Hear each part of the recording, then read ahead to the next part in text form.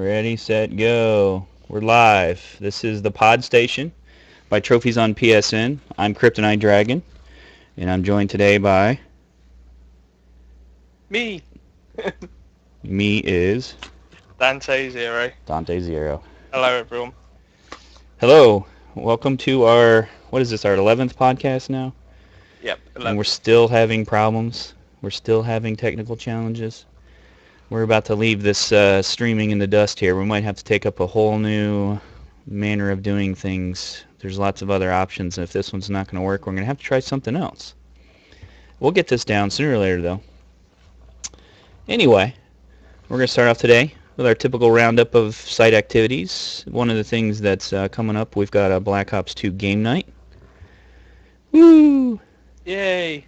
Dante finally played with me the other night and realized how bad I am at it. Yeah, I was pretty bad as well. You spent the whole time. You spent the whole time saying, "How can someone be so terrible at Black Ops 2?" And I was like making all kinds of excuses. I was like, "Well, you know, it's my controller, it's lag." But no, not really. It's just the game's hard to get into. So anyway, we have a Black Ops 2 game night coming up, and we look forward to having everyone join us. It should be fun. We are going to try to stream it if we can. Maybe do some commentary, lots of videos, following it, put up on YouTube. Hopefully to have a lot of fun. And of course, we're doing a community guide. Dante, our first community guide. Yay! Yeah, I'm looking forward to getting involved with that. It's going to be epic. Yeah, it is. I think it's going to be a lot of fun. And Black Ops 2 again. Yeah. Why is Black Ops 2 chosen?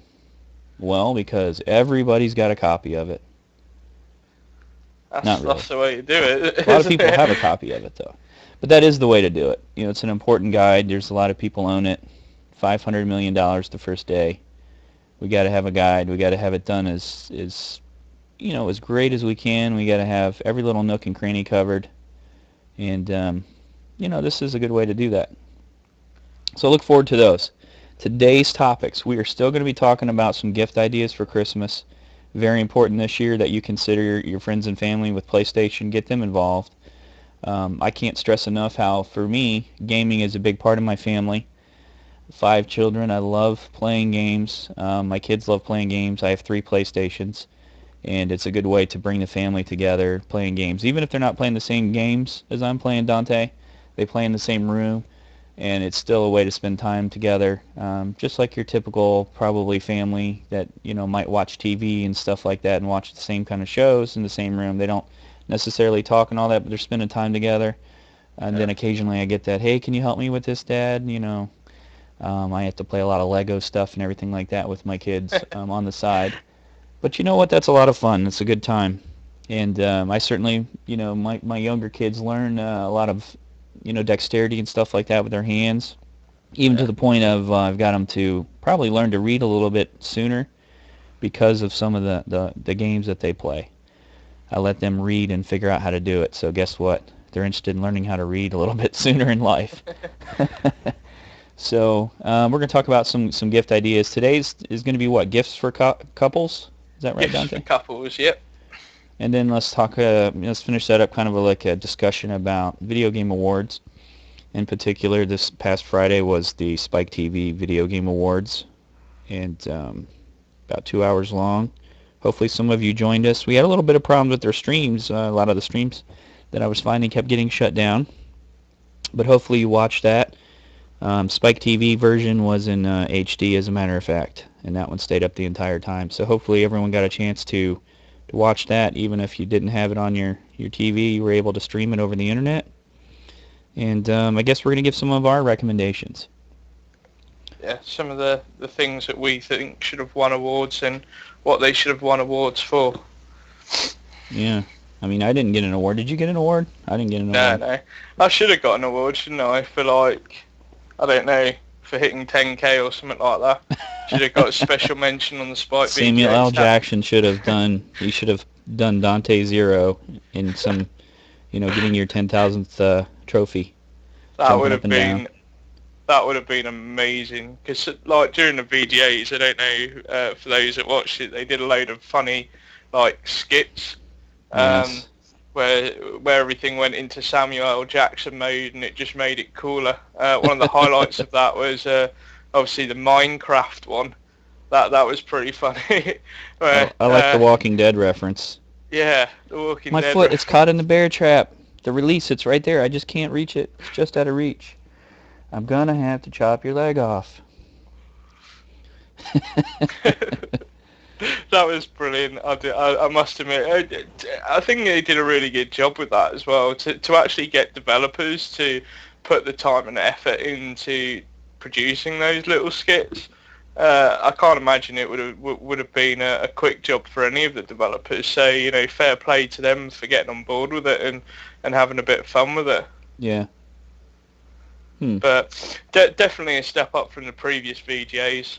Last year's VGAs was pretty poor, with the exception of the announcements that came from it. This year was definitely a lot better, even though there was probably fewer announcements, I think. Yeah. Now, do you think this is in danger? Excuse me. Do you think this is in danger of having like too many versions of video game awards in the industry? To be honest, not really. If anything, the VGAs is great in that it mainstreams a bit.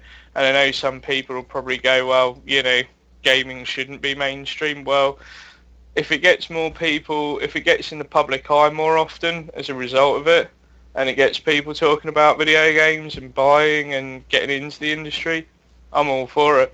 And to be honest with you, you just have to look at sort of television and movie awards. I mean, how many of those go on throughout the course of the year? Does it do any damage? Not really. Oscars, Grammys, People's Choice. Yeah. Yeah. It can be annoying with the amount of them, but having said that, it doesn't do any damage to the industry, and if anything, it serves as a self-promotion. Yeah, true. So it is a positive in that respect. But I think before we talk about the alternative awards and the VGAs a little bit more, we should probably get our gift ideas out of the way first. Gift ideas. Okay. Sounds good. So, you're on. Go. Yeah. So last week we spoke about sort of family-friendly games, and just to sort of finish that section up, we did have a recommendation which we kind of left out, and one of our members was kind enough to remind me, if you are looking for gifts for all the family, then you should check out both Skylanders and Skylanders Giants. Fantastic games, great for kids to get involved with, and the fact that you can get collectibles for them that they can actually play and use on any platform as well, not just the PS3. So if, for example, they want to take their figurines around to their mates, and their mates got the Xbox 360 version or the Wii version, they can still play and level up their character. So I'm going to say to people that is one we should really add to the family friendly. So wait a minute now. You can take a figurine and take it cross-platform and still play and rank up? Oh yeah. Each figurine that you have in the Skylanders, each one, when you put it on the Portal of Power, which is this little USB device that plugs into your PS3, you actually put the figures on the Portal of Power. And in each figurine, and the reason why they're quite expensive, they're about anywhere between £7 to £10 for each figure. They have like a little computer chip in there that records your progress. Okay. And so as you level up the characters, even regardless of what platform you do, so say for example you get to level 10 on the PS3 version, and you go to your mates and he's only got it on Wii, you put the figure on his Portal of Power, it will load up your level 10 character, and you can carry on leveling up. So is the game in the figurine, or is there also a game disc? No, you still have to obviously run the game disc with it. Okay. So you buy the game disc, and then you have to buy each of the figurines, or are you able to buy just your favorite, or? Yeah, I think when someone did the trophy guide, I can't remember who it was. I think it might have been Garcia Fever, who did our trophy guide. He said you can platinum the game with just 3 figures. Okay. So and when you actually buy Skylanders, they tend to come in start packs where you actually get 3 figures included, along with the Portal of Power and the game disc as well. The Portal of Power. Is that a fancy Yeah. name for a USB plug? Yeah, it's basically it's like you plug it into the USB slot of your device, whether that be Wii, PS3, Xbox 60, whatever.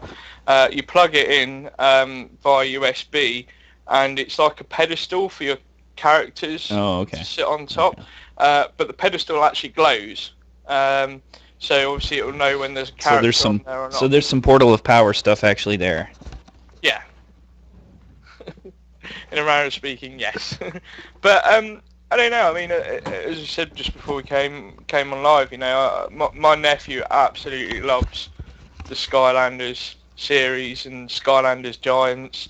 And he's always working hard to get extra pocket money to buy more figures for it because. How many are there total?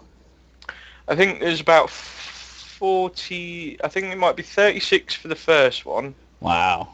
And about 16 for the second one, which is the Skylanders Giants. And they're like $7-10 a piece? 7 to 10 pounds roughly. Pounds, I don't know. Okay. I don't know what they would be in dollars. Yeah.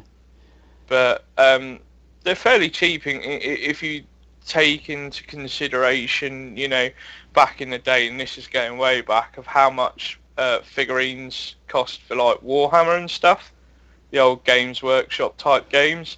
Figurines for that used to cost through the roof. So in comparison, they're actually a hell of a lot cheaper. Mhm. And they're pretty affordable for kids to purchase with their pocket money. And that's what makes the Skylanders franchise such a game franchise worth recommending for families, because you can buy the figures as gifts. Hence the recommendation. But I mean, they can earn pocket money. You can buy it out of your own money, and they can buy it out of their own money, and so on. And they actually have a physical collection as part and parcel of the game package itself. So they can stand up all their figurines and be quite proud of them, and on the shelf. But then they can actually have a physical purpose, because then obviously you can take them down and actually play with them. Via the obviously PS3 and the Portal of Power that comes with the game. So yeah, for the person that recommended, I can't remember off the top of my head, but for the person that recommended that, gold star for them, because I can't believe we actually missed that out last week, because it really is a fantastic family friendly. Yeah, I think that was Garcia Fever again. So what's the level up like? What's the gameplay in terms of ranking up each of the figures? Well, it kind of plays a bit like a sort of like RPG type action adventure type game. Okay. And it's built specifically around kids in that respect, where it'll be like, go here, do X quest.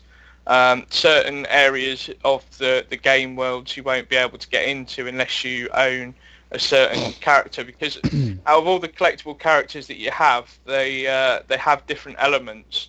So there'll be like metal element, fire element, water element, air element, and certain areas will remain locked unless you use, say for example, you're traveling through a volcano level, you can't get past a wall of fire, because you would need to swap the character and put on a water character to cool that down so you could get past. Okay. You see what I mean? So having more characters, more figures helps in the grand scheme of things. But as I say, the ones that you initially get supplied with should be enough. But there are options should you want to go and explore new areas of the game using different characters. And all you do essentially is to swap characters, you just pull the one off that's on the Portal of Power, stick the other one off, and hey presto, within about 30 seconds you're ready to go with the new character. Yeah, because we have a Wii over at Grandma's house. Yeah. We keep that over there, and the kids will go and they'll play bowling and tennis and things like that. So we leave it over there so that way, that's where stuff gets broken, stuff here. Kids come home with like knots on their forehead and stuff. You know, they're serving in the tennis game, and brother steps in the way. Whack. Bang. Yeah. Seen that happen a few times. Okay. Well, I'll have to look into So that one. that sort of finishes up the family-friendly stuff from last week, and obviously Awesome. from our user feedback, our member feedback, I should probably say, rather than users. Our member feedback about recommendations. Obviously, this week we wanted to do something a bit difficult, bit different. Different and difficult. Yeah, put my teeth back in. As they say here. So we wanted to do games for couples. This is sort of games that the couples can play together and have a bit of fun with. And we've sort of, in terms of our recommendations as gifts, we've gone two directions with it. There are some what some people class as hardcore games, and then there's some fun. I guess what you class as casual games as well. So the first recommendation, if you're a couple, we would suggest SingStar. There is nothing better than embarrassing yourself by getting on the microphone in front of your partner.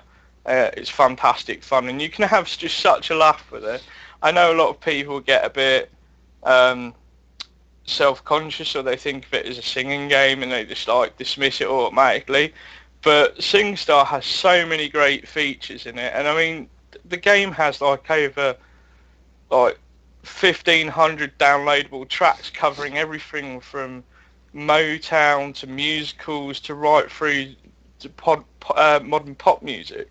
Do you know what I mean? And it's like, you know, if there is something on a disc that you don't particularly like, you know, you can, of course, just go and buy more tracks. And it's such an easy way to do it. Also, I mean, within the SingStar, there are other features. You know, you can record 30-second clips and share them with your friends on PSN and the SingStar community itself. There's a whole range of other online features where you can share screenshots, you can vote on the latest charts in terms of you can see the latest charts in terms of what's popular. There'll be polls on there as well and stuff like that. So obviously SingStar is free on the XMV now these days, but if you bought someone a SingStar disc, it'll work with that app and a couple of wireless microphones and you set up. So is this also along the lines of karaoke and that kind of thing? It is, but it's done. I don't know the best way to explain it in some respect, because you'd have to have played like some of the really terrible karaoke games to appreciate how good SingStar really is.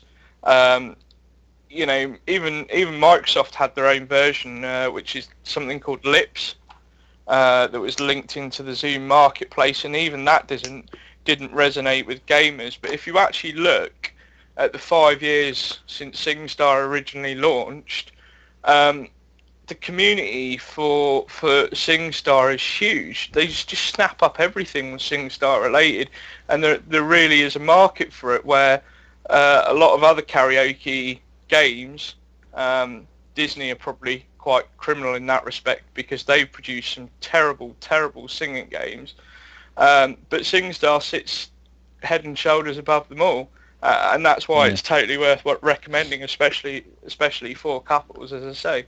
Well, then it might also be a good party game recommendation then, in a sense. Oh yeah. I mean, that's something. I used to go karaokeing with a lot of friends. We used to get liquored up first and go out and karaoke, but we used to have a girl that we went out with that's actually a professional singer now, and so she used to steal the limelight when we went out singing karaoke, and it was, you know... Put you to shame.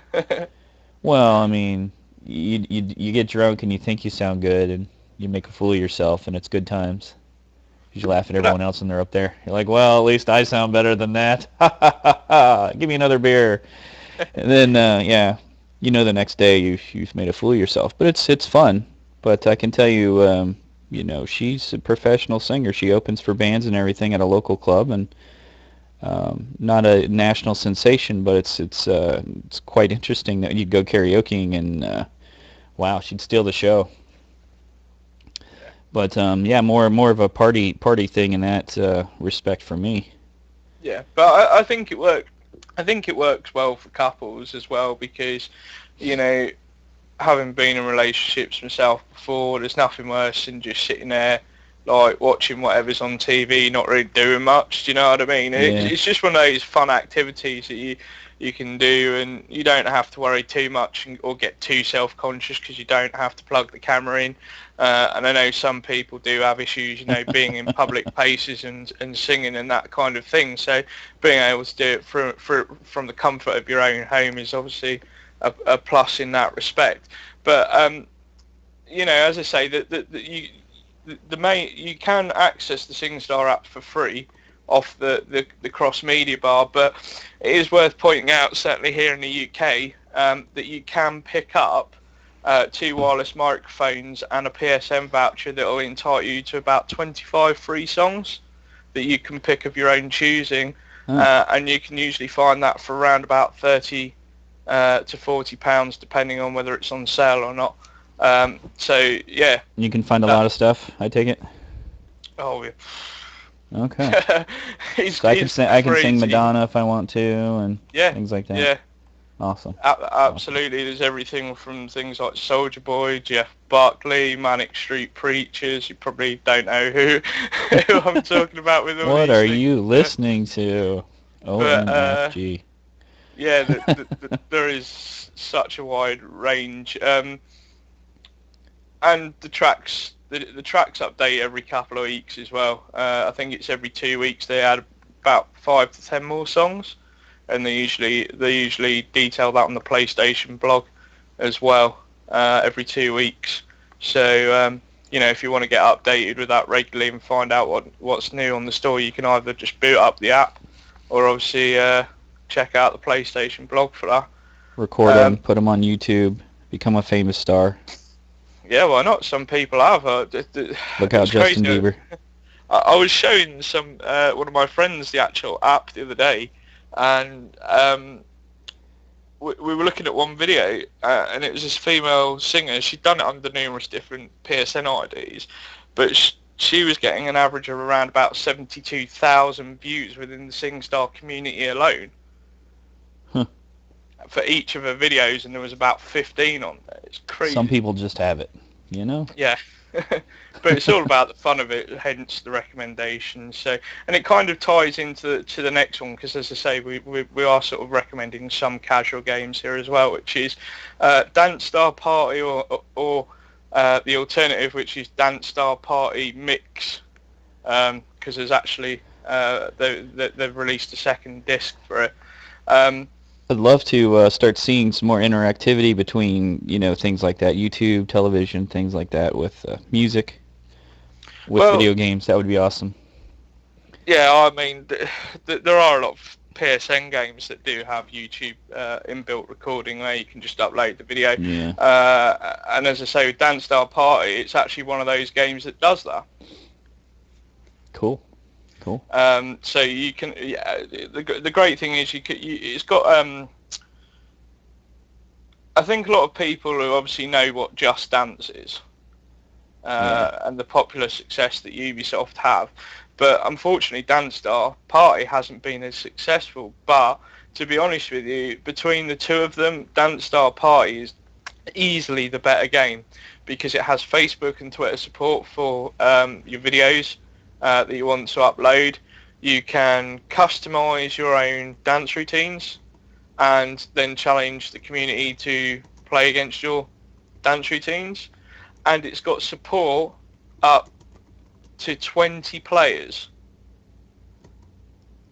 Have you ever known a console game to have support? That is a lot. 20 players. Yeah. Obviously, to do that, you'd have to make sure that the camera's at a very good angle where it can capture everybody, but essentially only one person needs a move controller, and then you have 19 other people dancing in the background, and it picks up every one of them within the video and tracks them as well and scores you on that. As Wow. crazy. Yeah. That's a party game. And the other side of it is obviously you can sing as well as dance. So you can essentially have one person singing, one person dancing. You haven't seen me sing or dance. But no, I can't.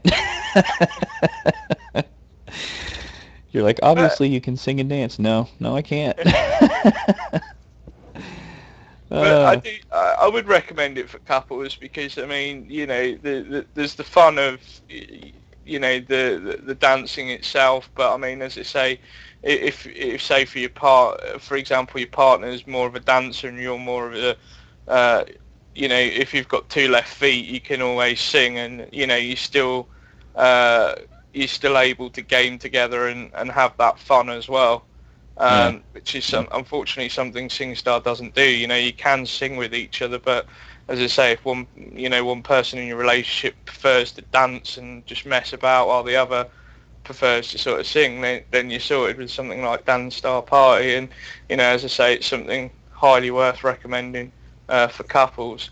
But so we'll leave the casual stuff aside and get on to perhaps what some people call real games in terms of recommendations. Borderlands 2, obviously, we recommend that on the basis of the co-op. Since the original Borderlands, the amount of couples that play Borderlands together is insane. Pretty much every couple I know have played Borderlands together. Huh. Because there's just something about playing that in co-op with your partner that I don't know. I can't even really relate to it, but people just have so much fun playing it together.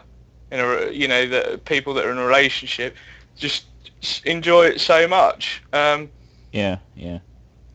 So on that note, I'd recommend Borderlands 2.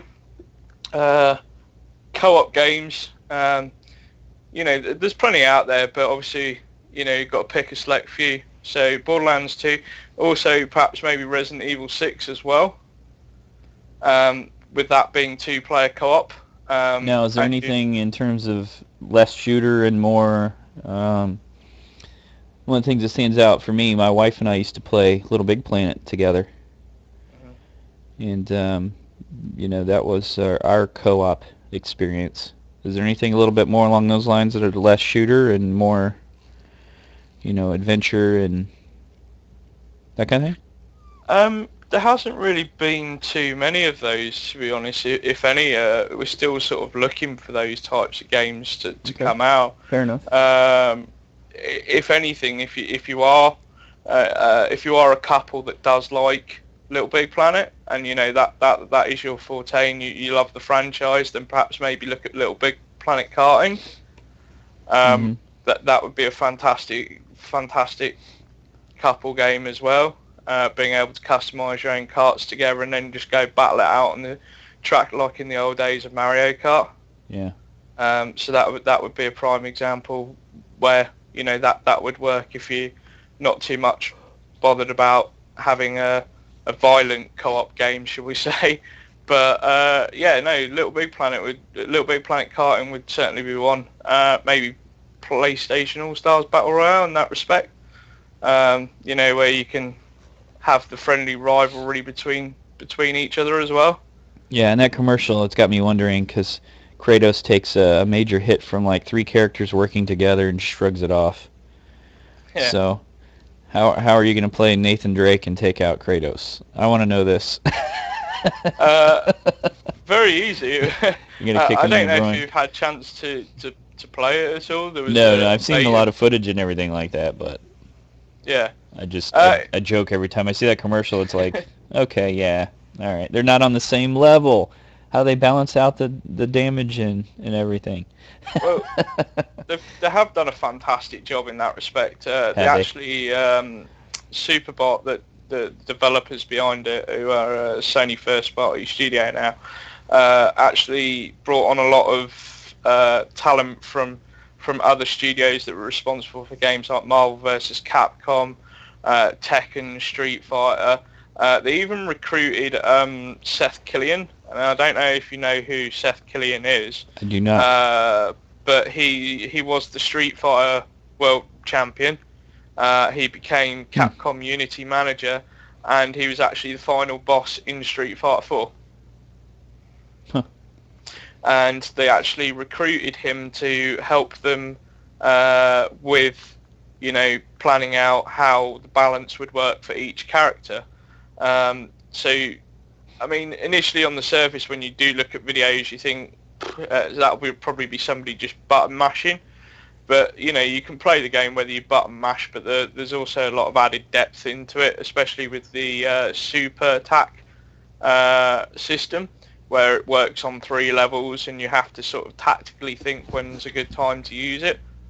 So, yeah, they've done a really good job on that. I know a lot of people sort of say, it's a clone of Super Smash Brothers, but to be honest with you, it's done enough, in my honest opinion, to stand, shoulder to shoulder with something like Super Smash Brothers, and it should get a lot of respect for what it's tried to do and what it is doing. So, again, that is something we would highly recommend for couples. Let me catch you off guard here, too, something we haven't really thought of. What kind of phone do you have? Do you have an iPhone? No, I have a Samsung Galaxy Note 2. So a Droid? Yeah. Okay. Well, I was just wondering if you've seen some of the apps and stuff that are out, too, related to games. I don't know if you might have a recommendation for that. One thing I want to mention that I just saw, a friend of my son's was over, and for those of you on some of the Apple products, you can get it's called Black Ops 2 Action Movie app. All right. And it's pretty interesting. You can actually, we sat and we filmed some footage last night of my son's friend sitting on the couch, and you just film a short little, 10-second movie clip of them wherever they're at, whatever scene they're at, and then you just push this button and it introduces, depending on what you've selected, maybe a kill streak or something. Like last night we were messing with the Dragon Fires. And so you record the app was actually, we recorded him sitting on the couch playing PlayStation 3. And then when the app converted it, he's sitting there playing PlayStation 3, and then all these dragon fires swoop in and just blow the crap out of him on the couch. And it plays a little video on there, and I guess you can upload it and send it and do whatever. And so I thought that was kind of cute. It sounds awesome. They're starting to make apps and stuff that are much more interactive with your video games and movies and things like that, your shows. I think the reason that I haven't put forward the idea of suggesting apps is because what you will find a lot with the apps, KD, is that a majority of the time they don't last very long. No, they're neat little gimmicks and stuff, and then move on. A majority of them are just promotional and marketing. I mean, take for example, there's a Devil May Cry app recently released by Capcom. When was it? Earlier this week. That's you can download for both Android and iPhone, and it sort of takes. I'm just trying to think of the best way to explain it. It is based on AR technology where, when you're out and about, you can scan things, and you'll have like, for anybody that's played the Devil May Cry demo, you'll have things like Dante Must Die appear on like signs and lampposts and all kinds of crazy stuff. This is what we talked about before, right? Off there we were talking. Yeah, and you geotag it, and essentially it issues you points, which then, when the game actually does release in January, you'll actually be able to redeem them points for red orbs, which are obviously, again, for those that know Devil May Cry, know that the currency for upgrades and, upgrading your abilities and so on is red orbs. So it gives you a bit of a booster. But again, I've thought about trying the app out for myself, but I've got to be honest, I tend to sway more to the Vita stuff as a Vita owner. Yeah. If I'm going to do AR technology-based games, sure, the apps are free on a phone and you carry your phone everywhere, but I'm more interested in terms of what they can do with something a hell of a lot more powerful than a mobile phone, hence, why I take my Vita everywhere. And I get a lot of joy out of using the AR apps on that, and I still think, when you look at phone apps that are related to gaming, they're still way off of being of a quality on a par with the PlayStation Vita in that respect. Well, there could be an exception here where this would actually work very well, and I think I'm talking about a certain home event that we're not quite ready to talk about again, I guess. But yeah, I think there's a good possibility here for some AR interactivity with the phones and a phone app, and that might be cool to see. But I've got a funny feeling that if they are going to do AR interactivity with that, it won't be done via mobiles, it'll be done via the Vita. You don't think it'd be a combination of both? No. Okay. Well, I guess we'll see. Guess we will see. All right, let's move on. Let's talk about the VGA awards. Yeah. So we know we want to. Yes, we'll talk about awards. Spike TV Friday. See, 2 hours long. The 10th year of it. Spike's VGA Video Game Awards. And Samuel L. Jackson, the host. Awesome. I love the little blurbs like you do with, he was appearing in all kinds of games. Yeah. A few of them were Xbox and stuff only. Yeah. Master Chief. Yeah, well, you had to kind of expect that, really, because, in fact, this is an interesting point that we should probably talk about. I'm kind of confused as to how the fact that Microsoft were able to get exclusive rights to stream it through Xbox Live, well, Sony announced huge games at those VGAs. Like last year, they announced The Last of Us. This year, obviously, we had a new trailer. Why are they not doing something like streaming that live in home, or having some sort of video service available through the web browser on PS? Let's address that. Let's address that, because one of the things I can say is that I looked before about how map packs and everything would come first for Microsoft. And when I first heard about that, I was quite upset. I was like, what's going on here? My first thought, and everyone's probably initial thought, is why does it take Sony longer to get that stuff out? And if you actually look into it, Microsoft has a lot of money. They have a lot of support in the United States, which is obviously more the land of the Xbox than the PlayStation. And they literally throw that money around. They have a budget that they spend, and it's aimed at the concept of increasing the number of Xbox users by actually paying money to a company to hold off on release of a content for other consoles and other venues until it has been out for a month on the Xbox. So it's nothing less of the idea of, like, if you can play Call of Duty Black Ops and get the map pack a month earlier than the PlayStation users, their idea is that you're going to go buy an Xbox because you want that content so badly. Now, through all the statistics, they spend millions of dollars each time they do that, and it doesn't support that they get more people buying the Xbox, but it's certainly a huge inconvenience for us PlayStation owners when we hear about that. And like I said, the first thought can be coming back to what's Sony's problem. So I think there's a lot of places like this that they literally muscle their way in. They buy their way in. They have more popularity here in the United States, which of course is where most of these shows are hosted. The Eurogamer Expos and things like that do take place outside the U.S., but largely 90% of the stuff's going to happen here, where the Xbox is more popular and they've got a lot of money and a lot of foothold. But it's weird when you take into account the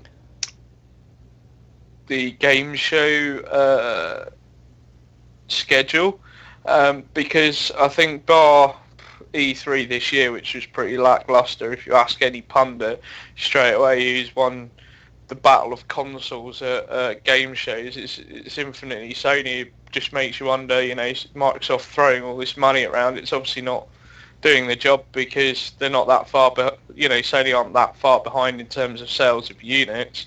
Mm-hmm. And it just seems such a waste of money. And I would quite happily tune into the VGAs if it was streamed through my PS3, but I'm not even given the option. I do wonder why Sony don't. We can talk about the intricacies of, well, Microsoft have a bigger advertising budget, this, that, and the other, and they need to be seen as a brand. But at the same time, Sony are still doing the similar sort of things, just on a, I guess, not as expensive scale. And so they should be able to pull something off like that. I mean, they can stream Gamescom and E3 and TGS into home. Why not something that they know millions of people are going to watch? Yeah. And I think, quite a lot of people probably would have tuned into that had the option been available on PS3. And in past, they've had it for various things, like you said, PlayStation Home, having the ability to, even concerts they've had, where you can go in and watch them live, but they don't always advertise that either. It's not as widely known. I can remember a time where, I knew about those things, and it's just like you didn't really hear people talking about it. You didn't see anything anywhere. There's nothing flashing across the screen by the store or anything saying, hey, you can go here and watch this live. So, while they have been doing some of that stuff, I got to think that they're missing the boat. And it seems like they go up and down on their... It's just like their commercials. You used to see all the commercials all the time and everything, and since this whole, debacle with the Firestone commercial or whatever, it's like, well, where are some of their just regular old Sony commercials where they're just kind of like, well, in all with a new fairness, controller? we did see a lot of Sony adverts during the VGA stuff, especially for PlayStation All-Stars Battle Royale. There's quite a lot of those adverts were in between. I was watching the live stream in the American adverts, and there was quite a few Sony ones on there. Yeah, here in the U.S. they show commercials. They'll show like if you see a Black Ops commercial, Black Ops 2, and it almost always ends with some kind of like Xbox, available on Xbox. That always makes me laugh because the way they advertise, I know Microsoft have got into trouble with it in this country because in the UK, because in the past, because they advertise it like it's only available on that platform. In the way they word it, because it's like, here's the game, even if it's multi-platform, and then they go only on Xbox, right? Well, obviously, if it's something like Assassin's Creed, it's not only available on Xbox, but you're sort of led into that false sense of security that you must buy it on Xbox because it's the only way you're going to get it. Yeah. And for me, that proper sucks. I really wish they would stop doing that. Yeah, I don't have the answer, but I know Xbox is, they try to muscle in there. And that'll be interesting to see because I think, Sony, since they're in the hardware and the software, we've talked also privately, kind of off air, a lot about the technology and stuff that Sony's doing. And, I get the feeling in the next year or two they're going to leave them in the dust technology-wise. So it'll be interesting to see what Sony does.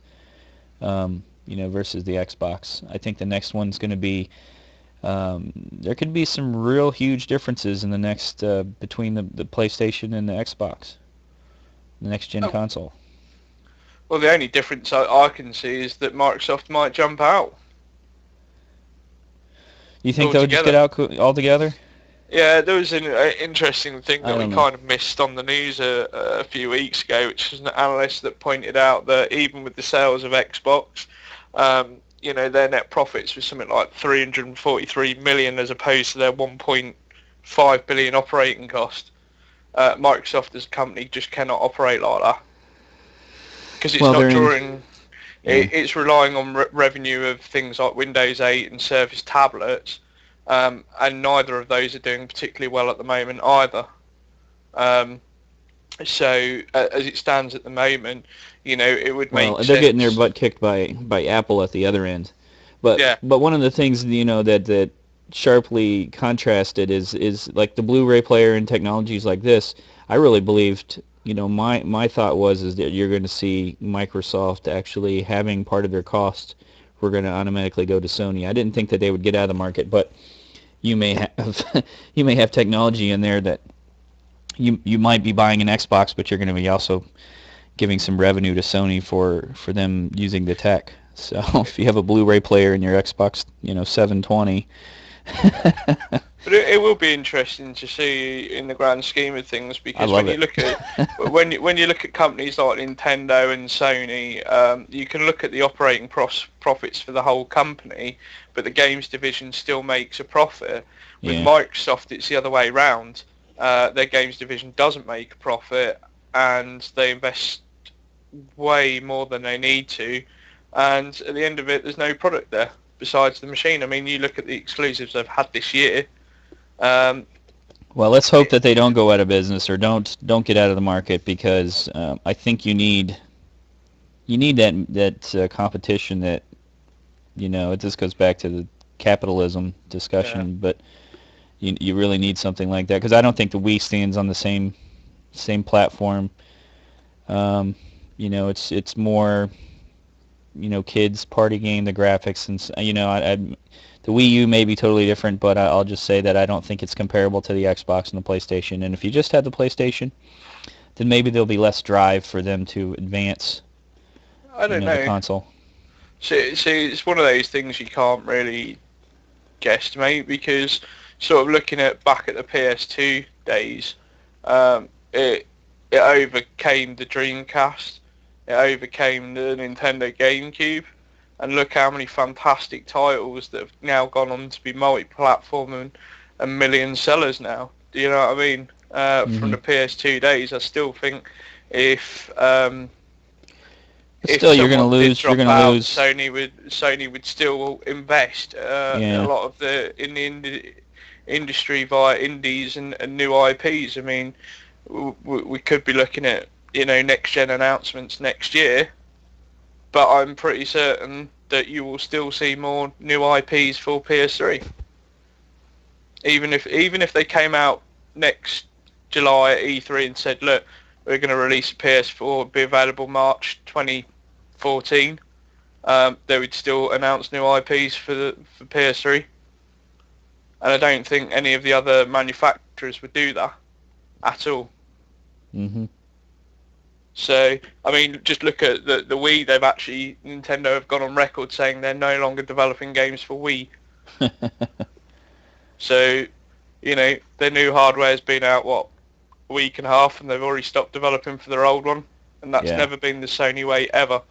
Yeah. Support for 5 years. That's their minimum moniker there. Mm. But we should probably Yeah. Let's roll move this on. back to what we were going to talk about. Yeah, we can talk about how great the Negotiator was, or Pulp Fiction with Samuel Jackson, or we can move on. let's uh So, let's let's talk about what you think of the VGA winners. Some of them were a surprise. Some of them were kind of like almost no-brainers. I was shocked. We were talking at the same time. The Walking Dead. Wow. game of the year. No way. Yeah. I think everybody was like, "What? What?"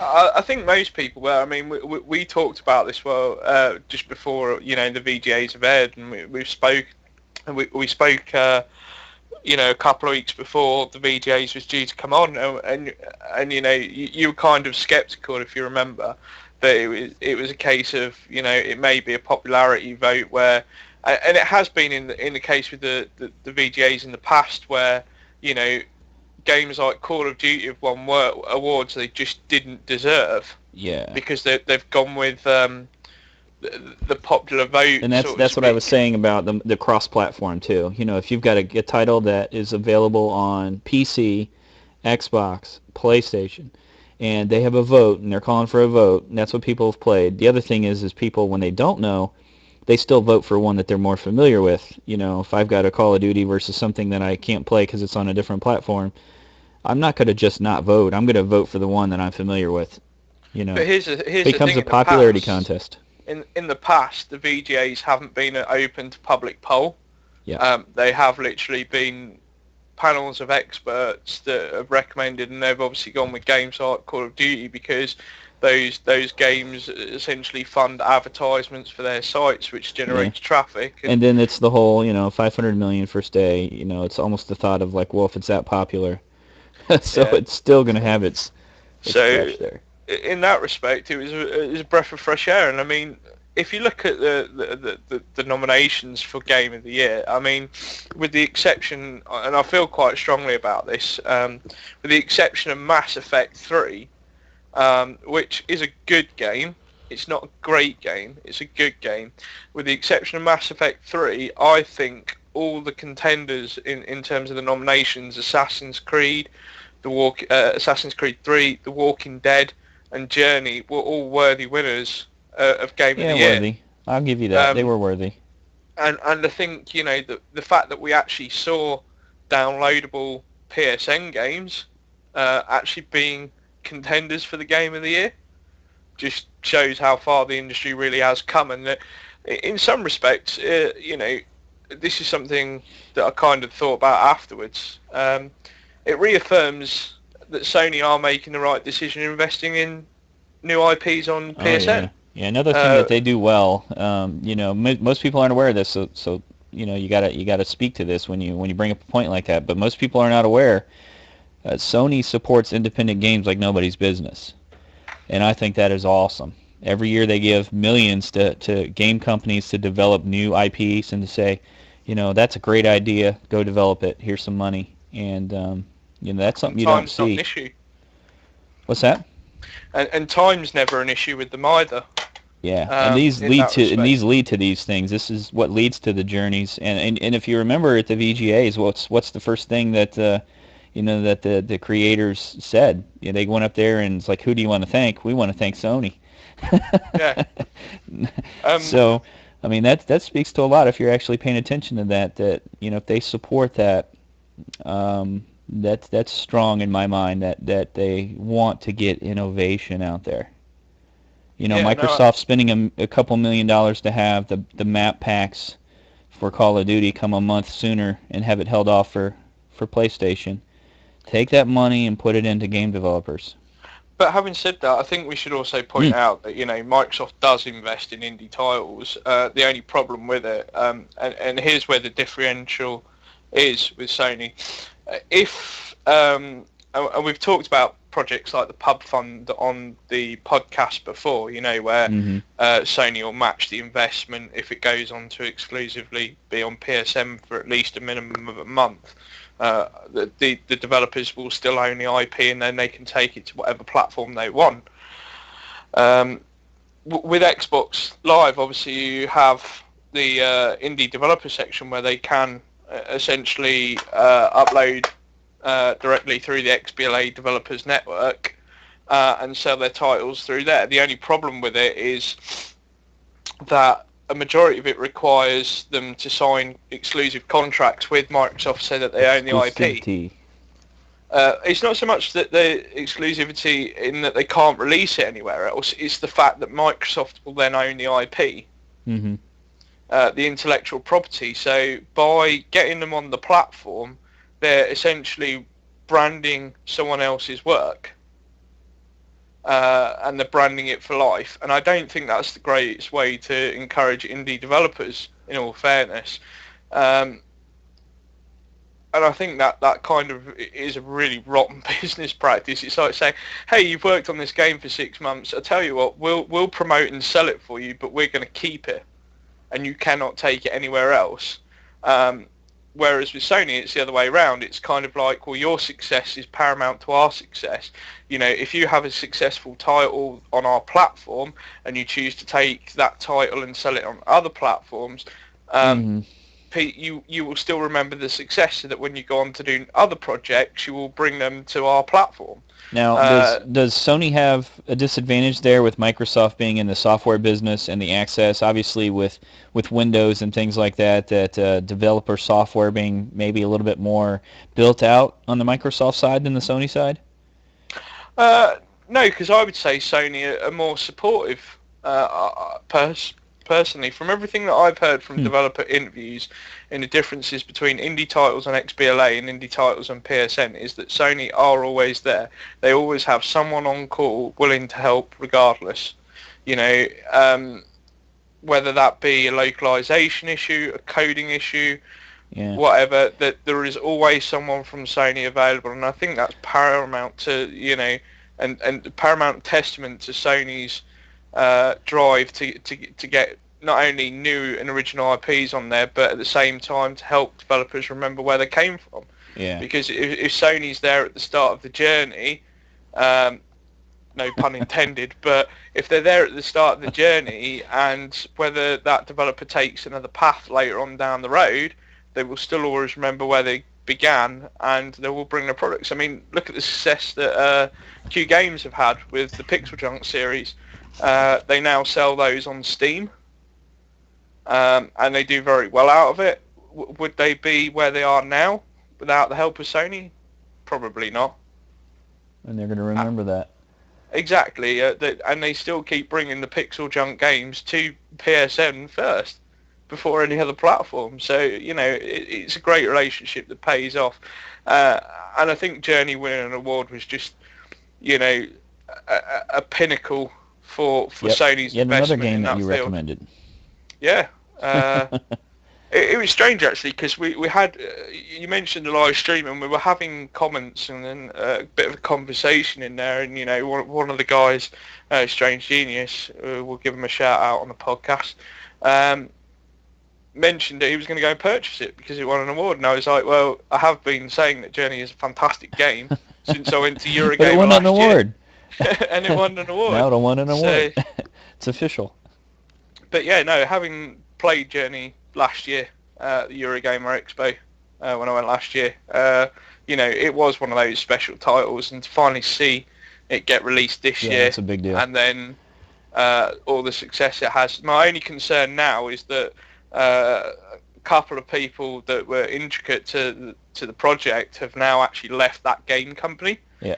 And that game company have said they may look at other avenues for digital distribution. I really, really hope they keep it PlayStation and keep it exclusive in some respect, because I think it's great publicity for Sony in some respects from the promotion, but I also think that it helps them get the success they deserve, with Sony stood behind you from a promotional and supportive angle. I mean, how can you go wrong? Yeah. Well, we better stay focused on the VGAs. You're like me. We're going to rename this the ADD channel. We're going to go off on a tangent. So tell us, what are your big whopperdoodles here? What are the ones that you like at the awards? Which ones do you think could have been a better choice? We already know the ones that's most surprising, but our alternative awards, sort of. Alternative awards, exactly. What's there any that you would have changed?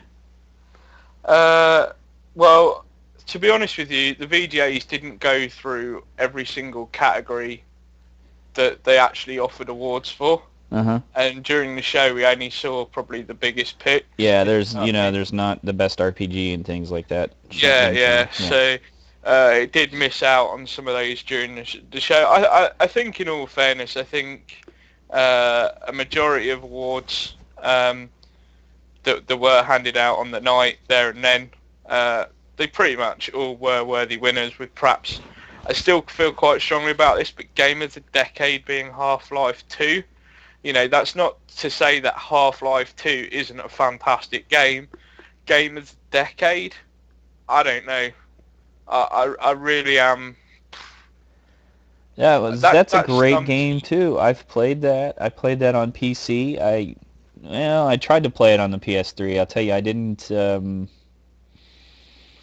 It was actually on. I think it was a PS2 release. I don't know, but I tried playing it on the PS3 back when you had PS2 compatibility, and that game made me motion sick. But I loved it on PC. That's absolutely a great game. I think you mean the Orange Box collection on PS3. Yes, I do. Which was published by EA, and to be honest, that was nowhere near a good port at all. No, it wasn't. It was very shaky, and like I said, I can get motion sick with some games. Hello, Black Ops, the first one, single Um, player. Um, but here's my thing with it, right? AK. So Half-Life 2 is a fantastic game, but yeah. what did it do to inspire games that came after it? Because, to be honest with you, when you issue an award like Game of the Decade, it has to be something that has impacted the industry so strongly Well, no, that wait. Yeah, not. that's the thing we were talking about. So it's the difference between, having an award and it's the most popular. How do you determine that it's, it gets that award because it affects other games? Where do you draw your criteria as it wins an award? Best RPG could mean anything. Best what? Is it the highest selling? Is it the one that affects the gaming industry the most? You're getting into that definition of, what a person, and each person's going to pick by their own. I mean, you're not going to have some list of criteria, and it's like you should base your vote on this. And I think a game that has a lot of replayability and is on a bunch of platforms and is fun. And at the time when it came out, you got to admit some of the graphics and things like that, even though it was PC originally, which notoriously is going to have better graphics and stuff like that. It was a standout game when it came out. But for me, when I know what you're saying, and I do have to point out it is my personal opinion, but I cannot honestly see what Half-Life 2 did in respect of how it was able to resonate with gamers while changing the way that video games were made.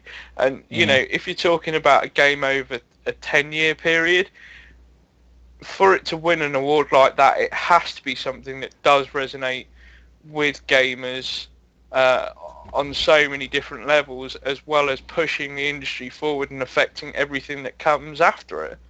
Do you know Okay, what I so mean? what's your Can look pick at, then? What's your pick? well, there was actually one nomination in there that I would have definitely picked as Game of the Decade, and that's without a doubt Shadow of Colossus. Okay.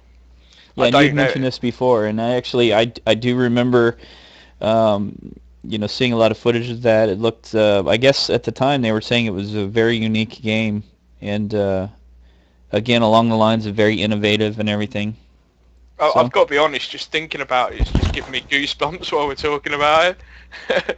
That's the sort of game that I think should be a Game of the Decade award, because Shadow of hmm, Colossus was probably the first game for quite a number of years that resonated with gamers on an emotional level. It had the big open worlds, it had the fantastic graphics, it had um, that innocence to it where you wanted to go and explore the world, but at the same time there was very adult undertones to it when you killed a colossus and just you were doing it to save someone, huh, and yeah. you were going on that journey with it all, and it's just a fantastic game from Sony's Japan studios, and it still has an impact to this day, because it showed that it showed going forward that if you were going to do an open world game,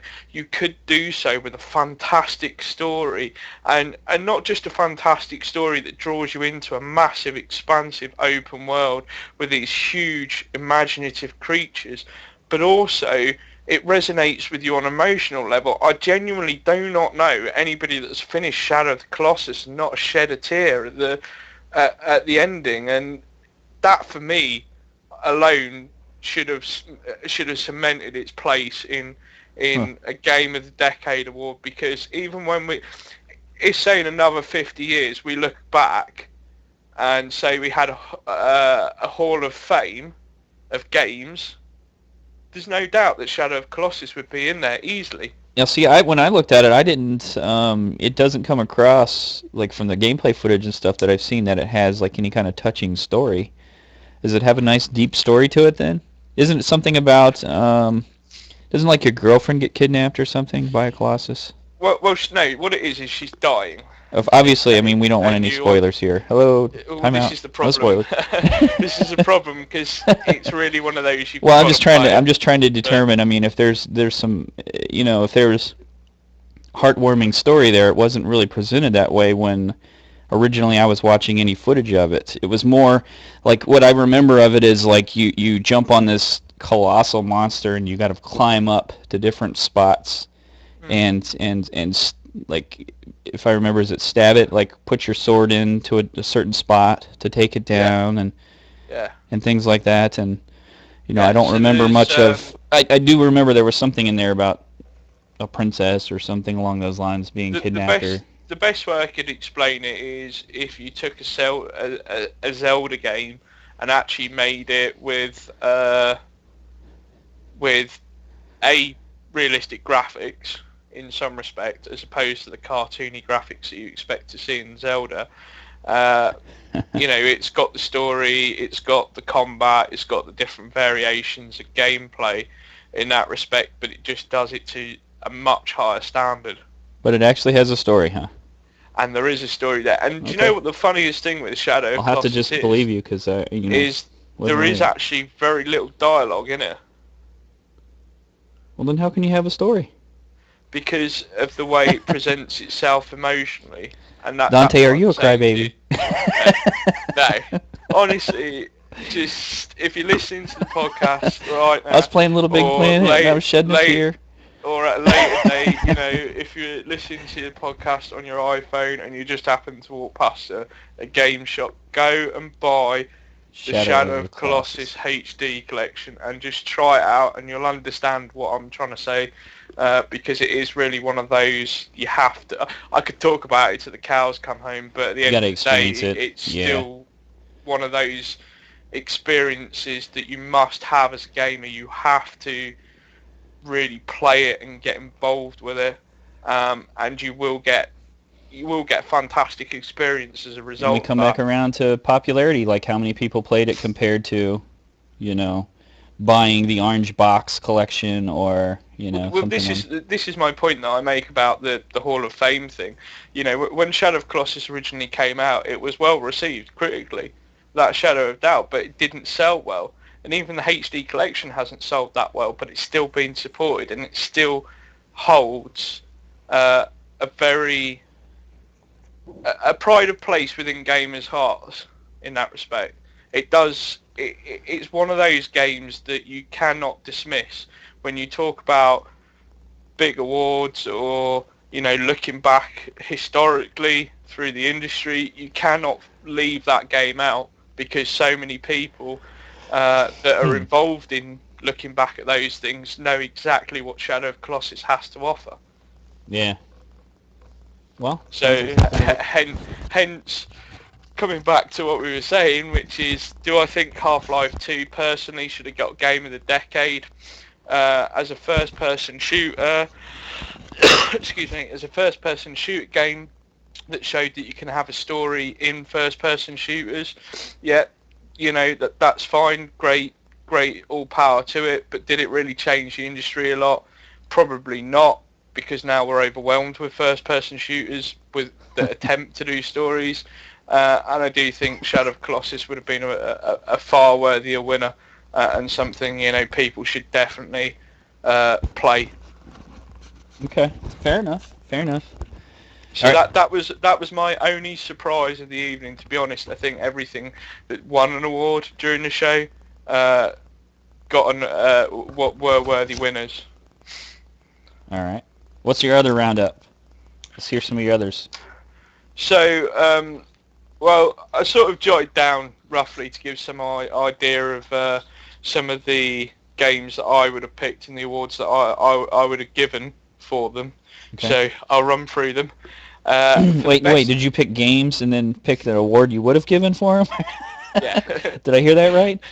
No, I picked. I had a set amount of categories that I wanted to cover because I didn't want to go too much in depth with alternate. It. And then. So these are alternates. These are not ones that are actually offered. So it's not like best RPG, and you disagree with what won.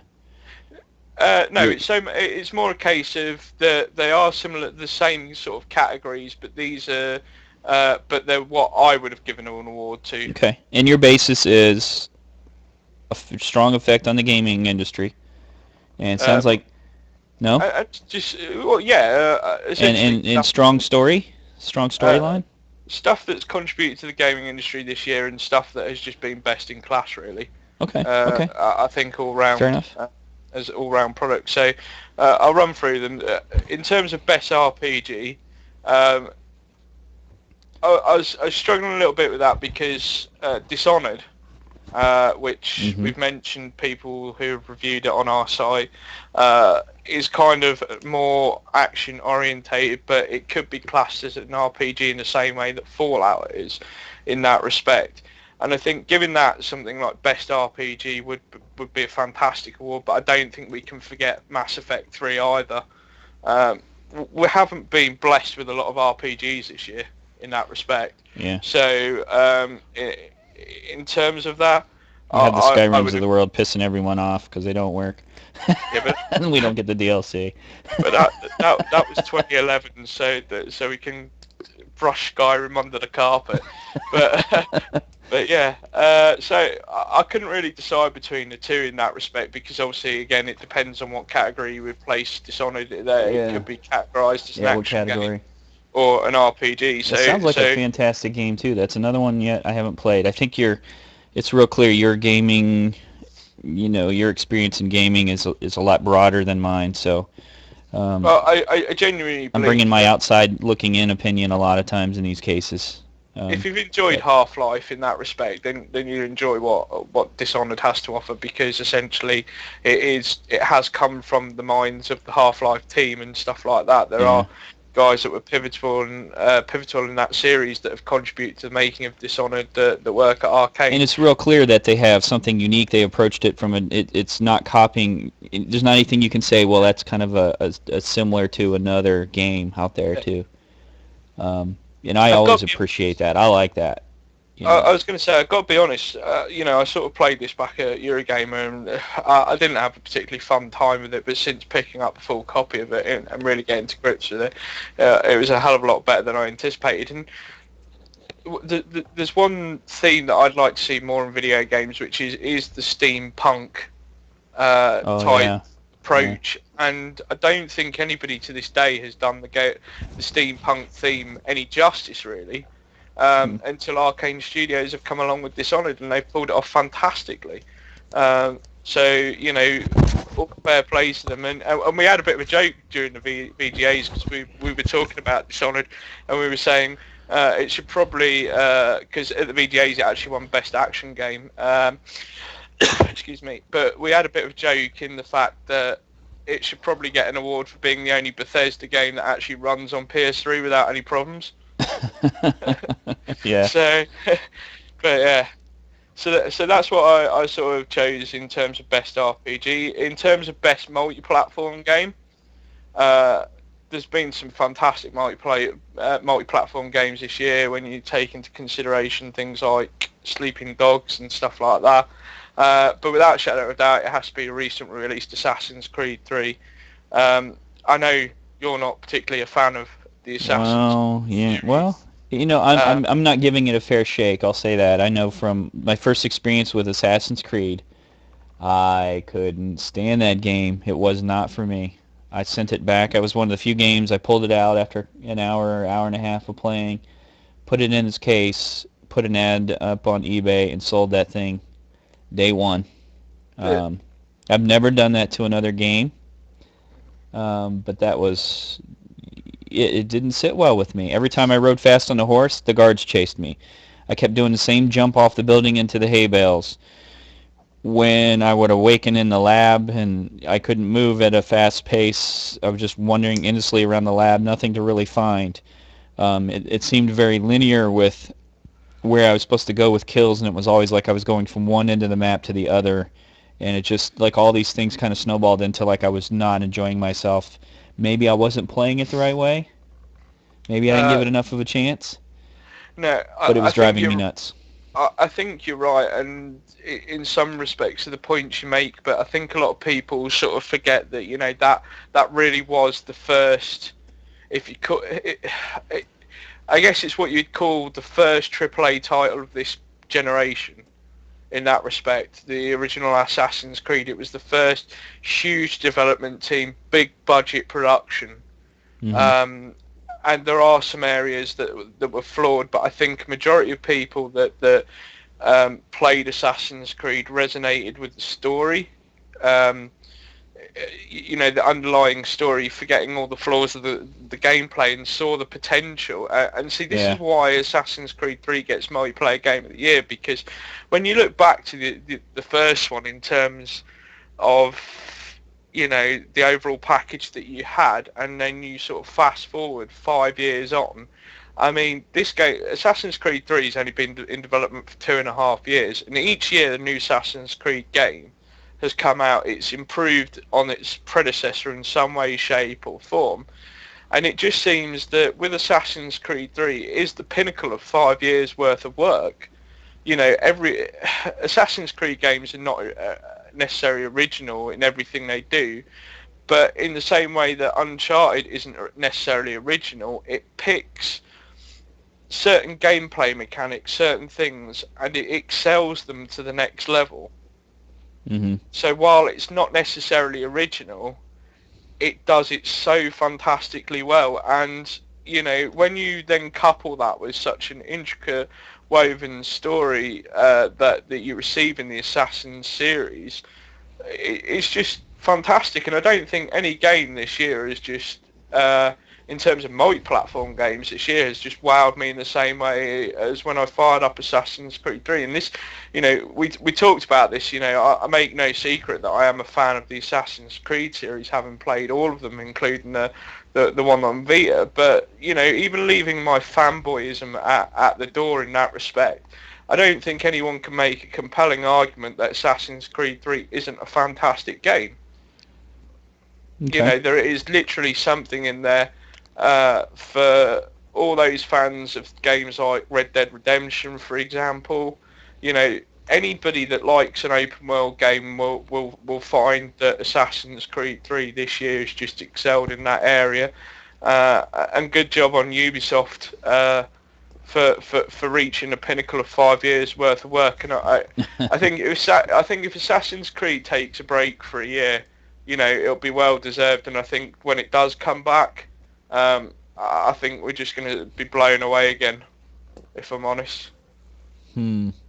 But yes, multi-platform game of the year, that is what I would have picked. Okay. So Next. what else do we have? Best downloadable title.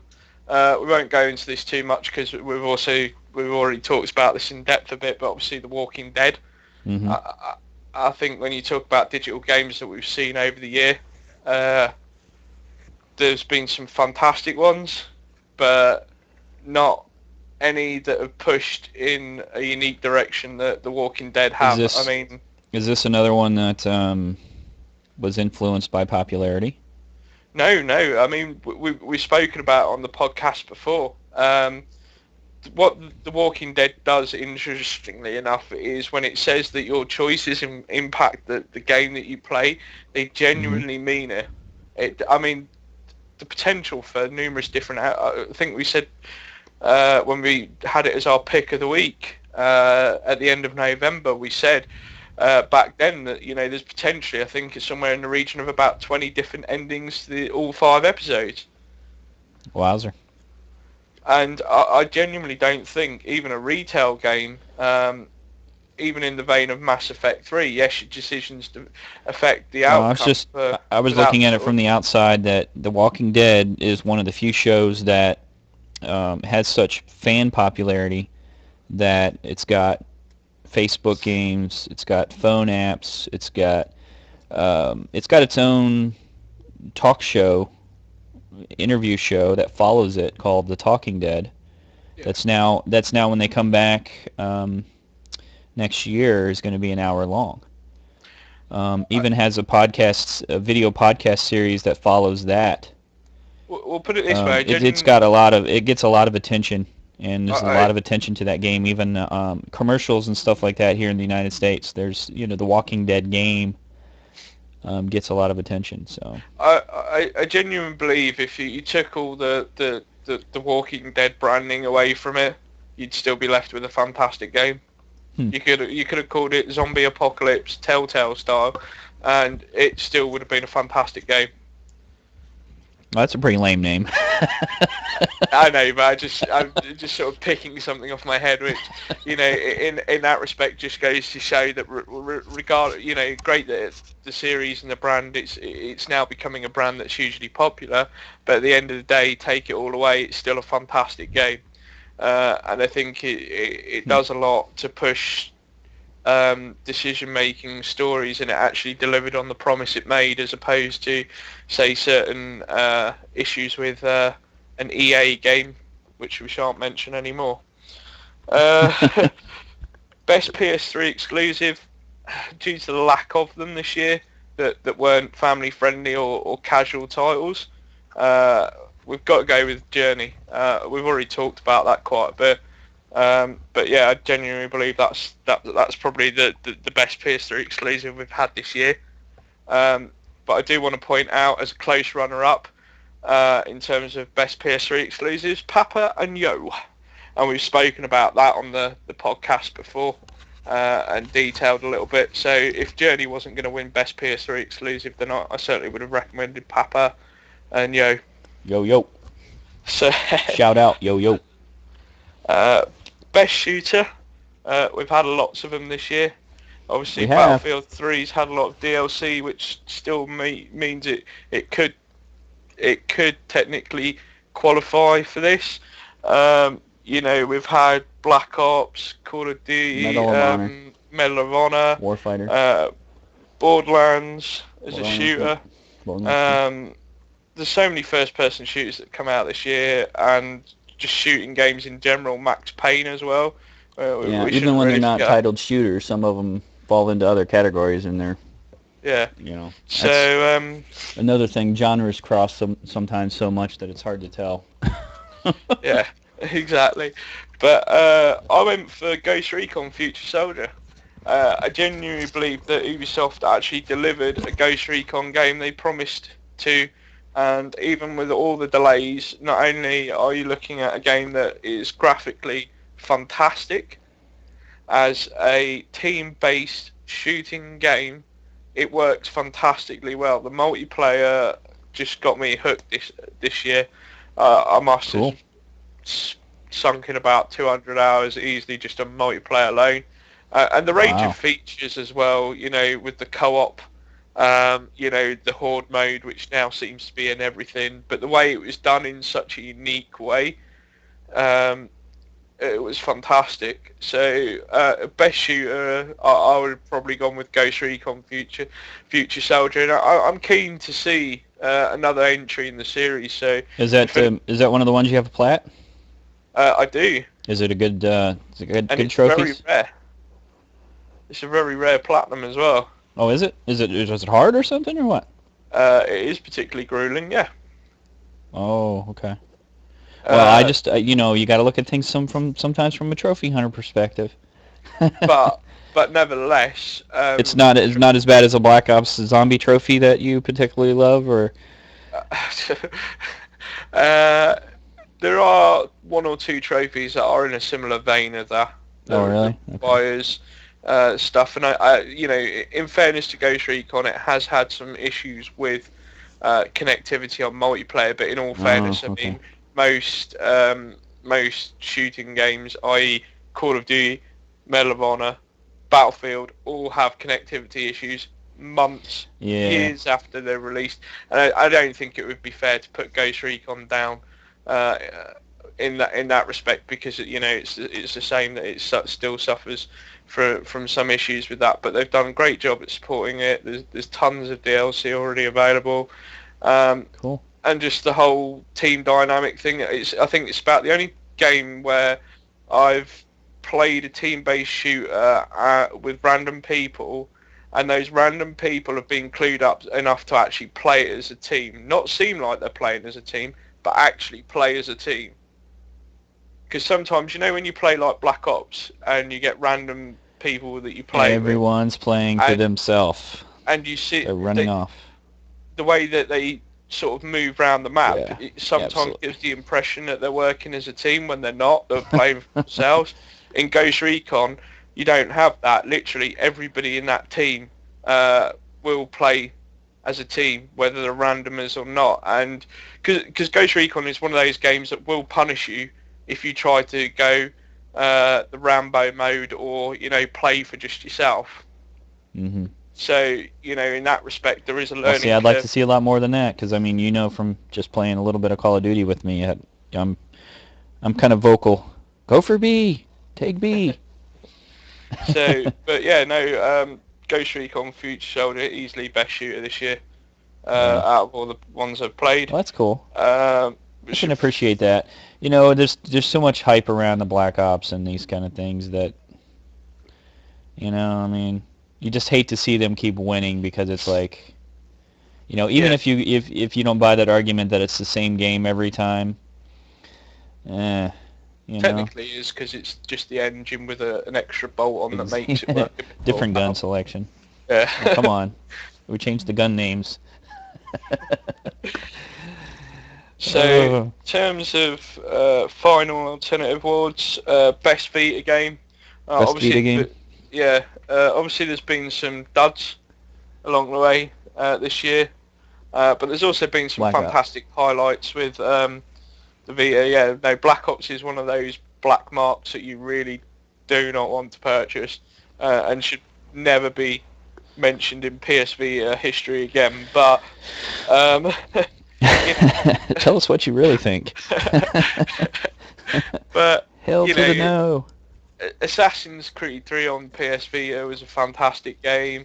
You know, we've had Uncharted Golden Abyss. We've mentioned yeah, I'd like to play that one. Wow.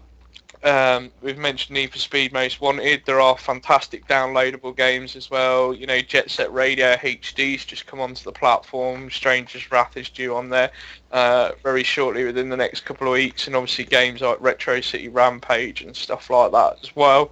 But in terms of the best of class, in terms of the Vita game that's impressed me the most this year, surprisingly, it's not Little Big Planet. It's actually Gravity Rush. Gravity Rush.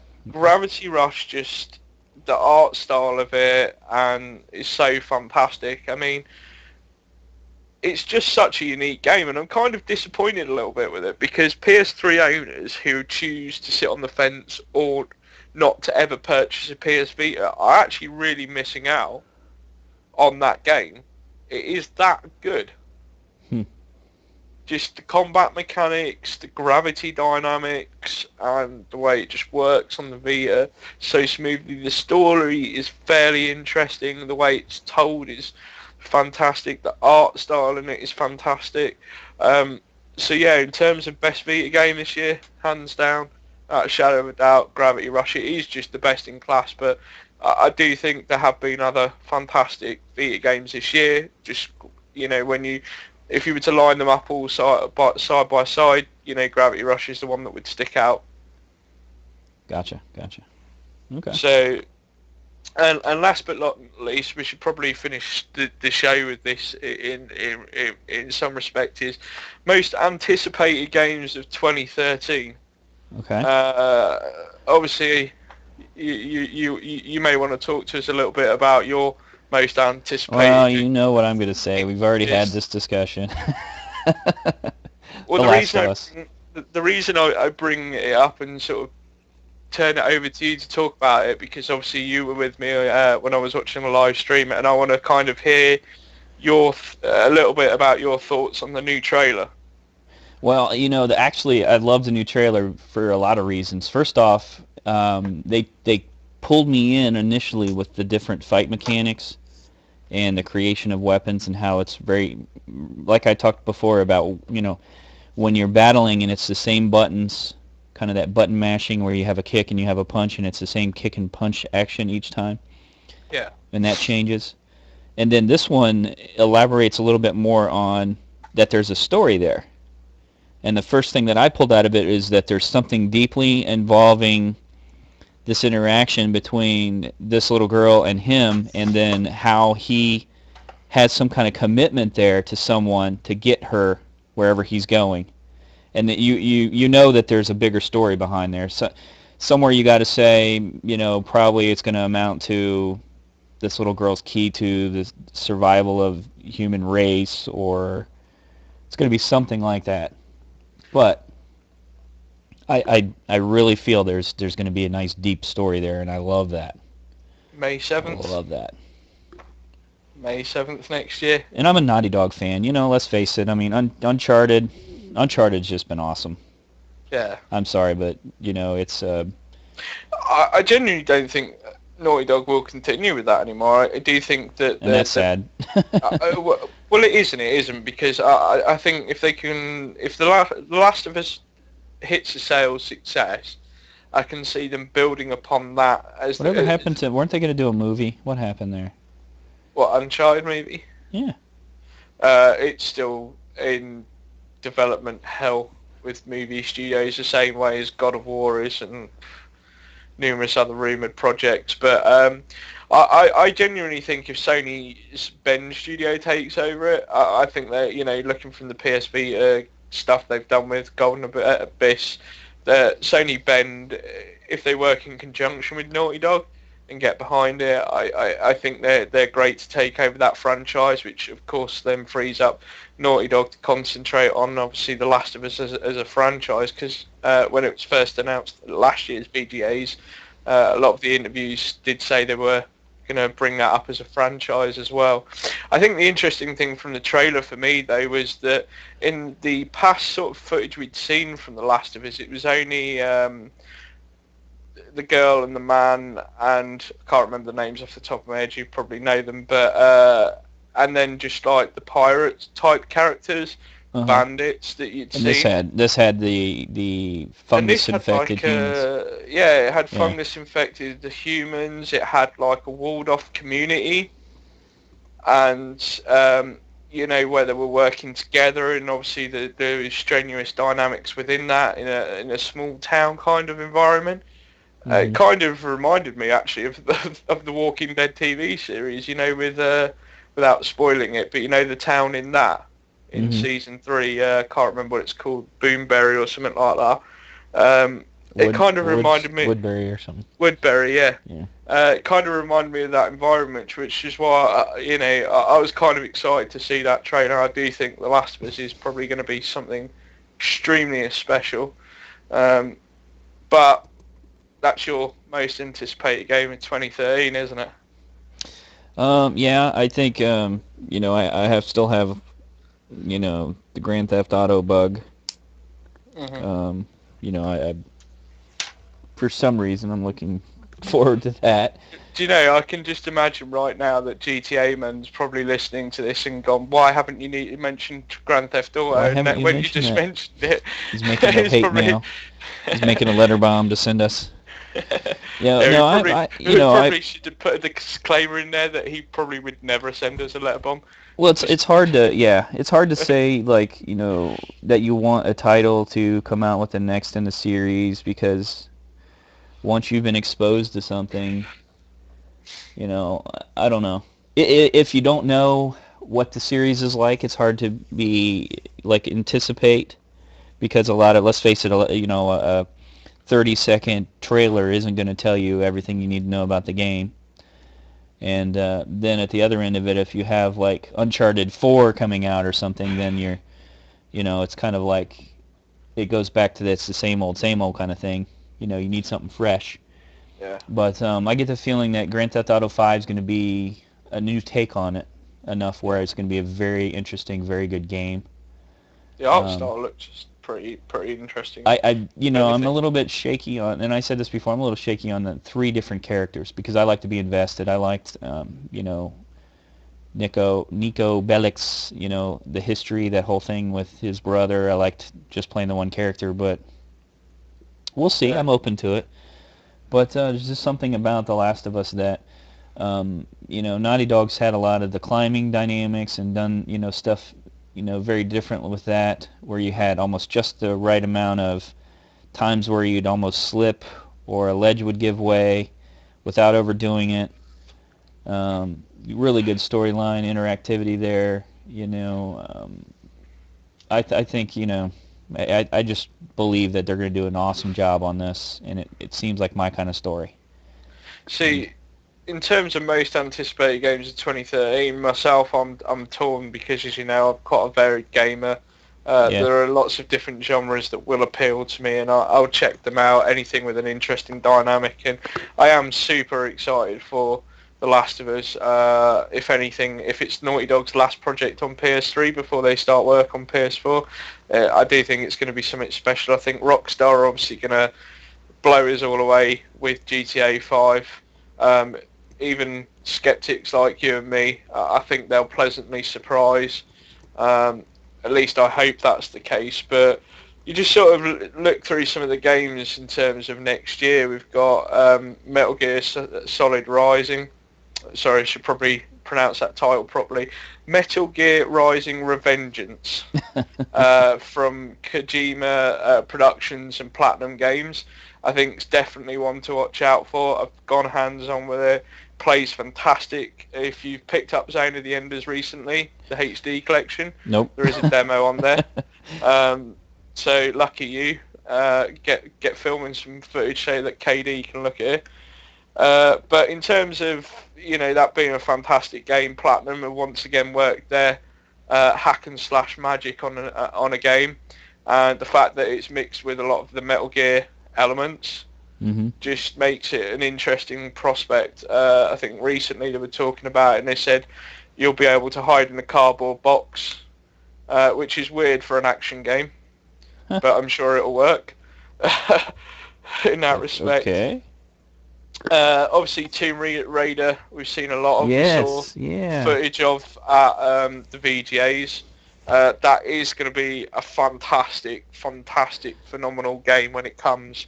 I can't praise maybe it Naughty enough. Dog should take up some project where Lara Croft and like the Uncharted characters come together. Well, I tell you, if Naughty Dog crossover. If Naughty Dog were ever given the opportunity to do a Tomb Raider game, I imagine they'd snap it off Square Enix hands straight away. Yeah. And it'd probably be, we're talking about perfect scores there, probably. I have that much faith in Naughty Dog, but I do think that Crystal Dynamics have finally got their act together under the direction of Square Enix, which is strange to say, because if you look at Square Enix own projects like Final Fantasies, they've dwindled a little bit in terms of the direction, whereas the studios that Square Enix bought, such as Crystal Dynamics, seem to really benefited from the direction that Square Enix can give them, and it's starting to pay off in that respect. And I think Tomb Raider really will be the first time that you'll see Square Enix's new studios really push the boat out, and I cannot praise how good Tomb Raider looks, plays and feels, and it will do something different game-wise that you wouldn't normally expect. There are obviously a couple other games that's worth checking out. Level 5 have a game called Ni no Kuni, Wrath of the White Wizard. I think it's a wizard or witch. There's a demo for it on the PlayStation Network store. I highly recommend you go and download that after the show, or if you're listening to this on iTunes or whatever, that you should be listening to us while playing it. It's a combination of Level 5 and Studio Ghibli. Now, I don't know if you know too much about Studio Ghibli, KD. No, I don't. Studio Ghibli are an anime film production company, and they've won a lot of big awards over the years for movies such as Howl's Moving Castle, that you may have heard of. No, doesn't sound familiar. I'm just out of the loop, I guess.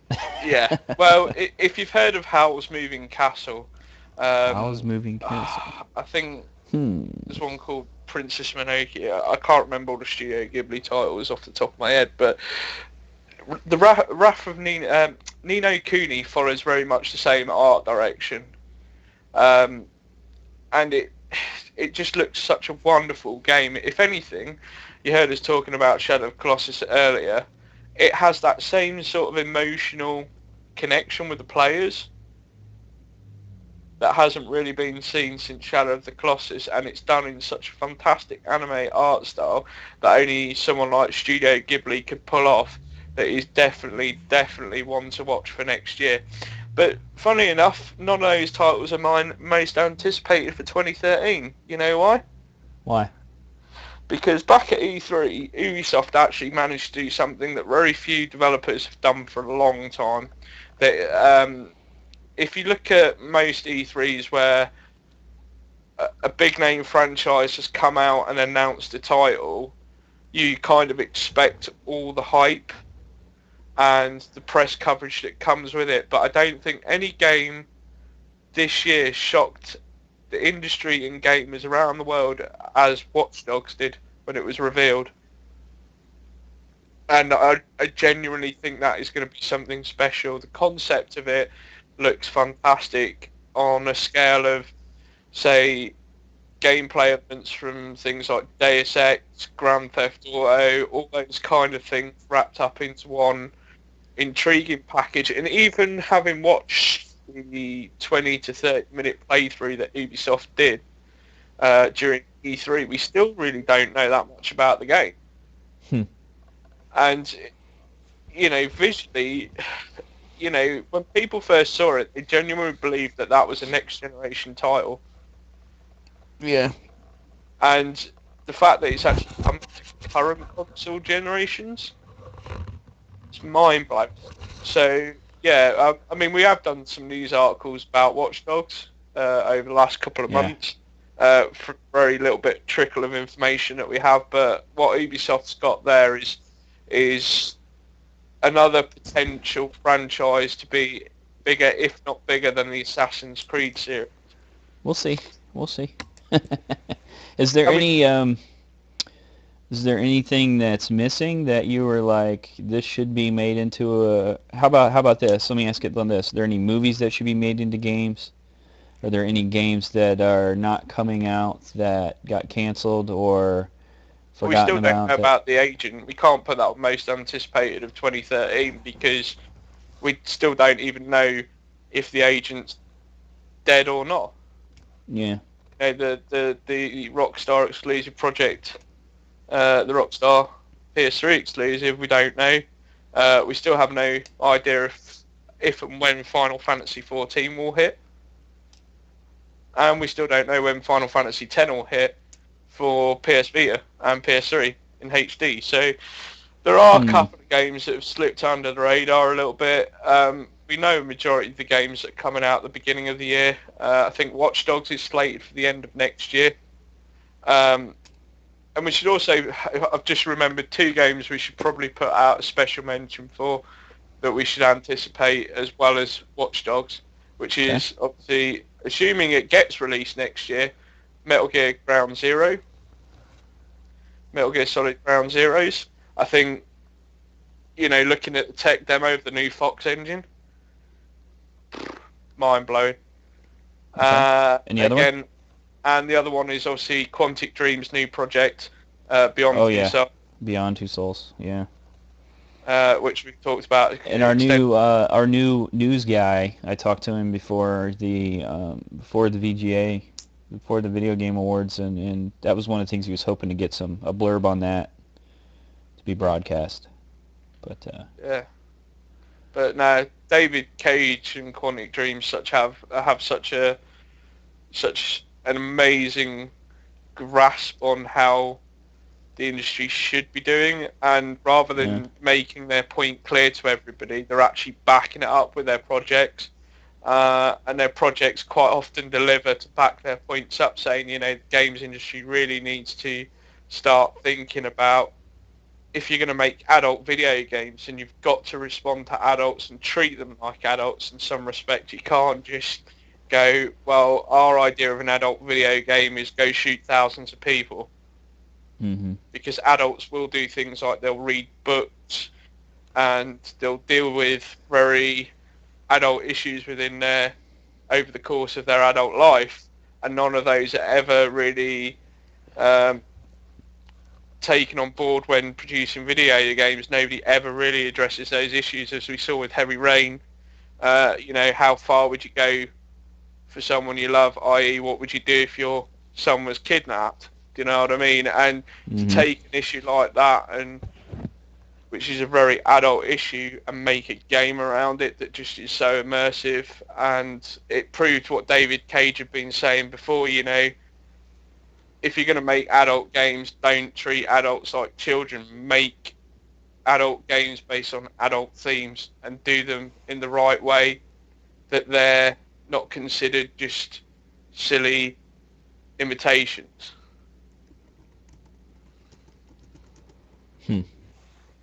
So yeah, those two we should probably add to that list, but okay. I'm still sticking with... Let's have a poll. I was thinking, let's have a poll about. I know it sounds a little off topic and everything, but let's have a poll about what. Well, maybe not a poll. Maybe just to ask everyone what movies should be made into games. There's a lot of great movies that should be made into games. What do you think? Yeah, no, I'm up for that. That could lead to some interesting discussions. The only downside to that is that most movies do have games, and they're quite or shows. Movies or shows do have games, but quite often, with the exception of probably The Walking Dead, a lot of them are terrible. We're yet to still see an Avengers game yet. Well, if there wasn't a Walking Dead, that would be one of the first ones I would say. Yeah. I don't want to think too much about it, though. If I get the game, I don't want to have my own expectations and stuff about how I would do the game and have it not follow that, No, it'll meet your expectations. If anything, it'll exceed them. Of course, this is all for naught anyway, because what's today, the 9th? And, today is Chanukah. Happy Chanukah, by the way. Hanukkah, anyway. Oh, right, okay. No, actually the 21st, the end of the world. Forgot. Winter solstice. We got about, what is that, 2 weeks? Less than 2 weeks? Hey, maybe that's what we should poll instead. Maybe what we should do is say which of the 2013 games you wish were released before the end of the world. Before the end of the world. Could yield some interesting results. I can see GTA Man hammering that GTA 5 button. If the Mayans were alive today, would they play GTA 5? He would say yes. Would that figure into their calendar? But yeah, no, that'd be an interesting poll. Something fun to do for next week. Yeah. Yeah, we'll go with that. Okay. Anything else? Samuel L. Jackson, he ripped it. He did an awesome job. We think. The only thing I would say is that we did cover quite a bit of the VGAs in some of the news. I do recommend that you check the articles out on the website. Yes, indeed. Comment. Get involved with the comments. There's been some heated discussions within certain threads. Yeah, so even if you disagree or you have your own picks, put those in there. Don't just say, "Oh, I don't agree." Put it in there. Tell us why. We're you got to get the understanding here that we're trying to give opinions and stuff a lot.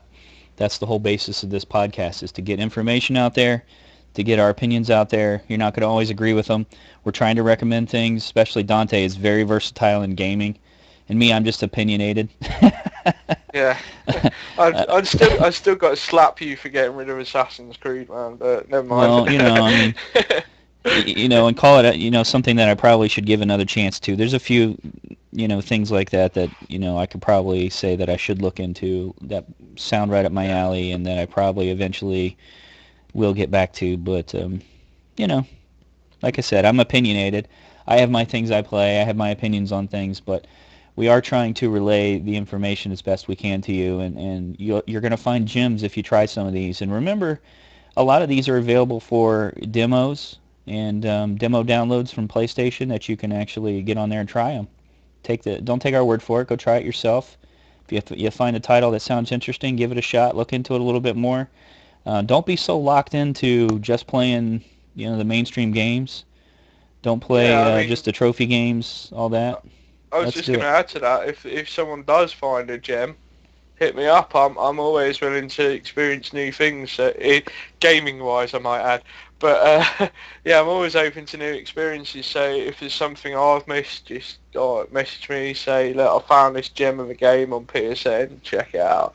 Because when we come back in January, we are going to be resuming the PSN pick of the week, and I'd like to get more community feedback on that. You know, because obviously I have my picks that I would suggest for other people.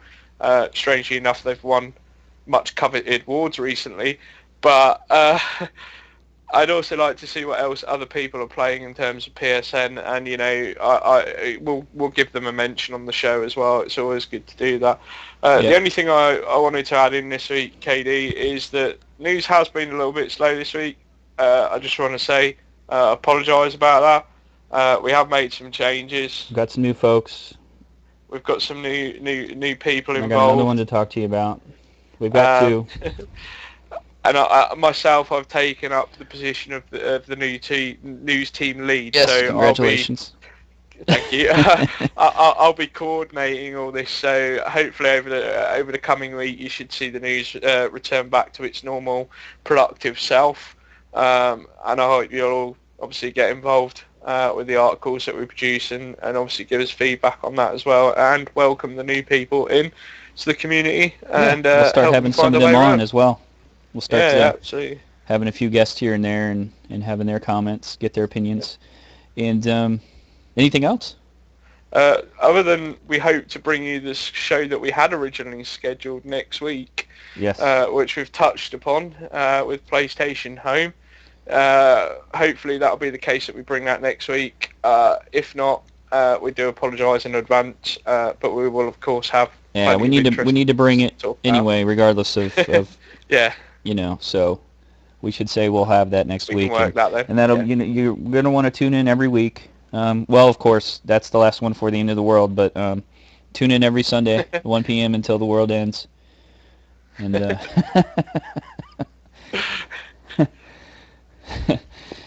anyway, we look forward to your opinions. Thank you for joining us. Any final comments, Dante?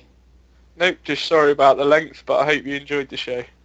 Yes, sorry about the length again. We've got we run off at the mouth here sometimes, and we've got ADD apparently because we can't stick to topics very well sometimes. But happy Chinooka, and everyone have a great day, and we'll see you. Catch you on the flip side.